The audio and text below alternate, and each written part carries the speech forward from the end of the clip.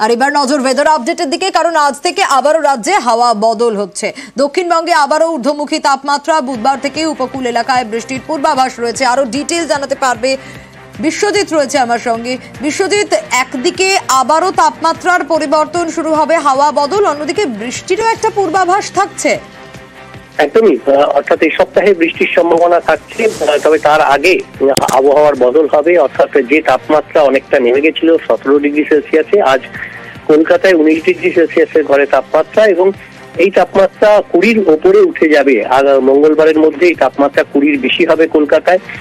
দিনের তাপমাত্রাও 30-এর বেশি হবে, এবং স্বাভাবিকভাবে অন্যান্য জেলাতেও এই তাপমাত্রাটা মঙ্গলবারের মধ্যে বেশি হবে। এবং বুধবার আবহাওয়ার আরো একবার পরিবর্তন হবে, কারণ যে উত্তর পশ্চিমের হাওয়া আসছিল, পশ্চিমী ঝঞ্ঝা আগামীকাল আসছে, এবং তার ফলে উত্তর পশ্চিমের হাওয়া বন্ধ হবে, এবং আরো এক দফায় যে পূবালি হাওয়া, যেটা দক্ষিণ পূর্ব দিক থেকে আসবে, অর্থাৎ বঙ্গোপসাগর থেকে জলীয় বাষ্প নিয়ে আসবে। তার ফলে বুধবার থেকে শুক্রবার পর্যন্ত বেশ কিছু জেলাতে বৃষ্টির সম্ভাবনা আছে, এবং কলকাতা সহ এই বৃষ্টি হবে দক্ষিণবঙ্গের বিভিন্ন জেলায়।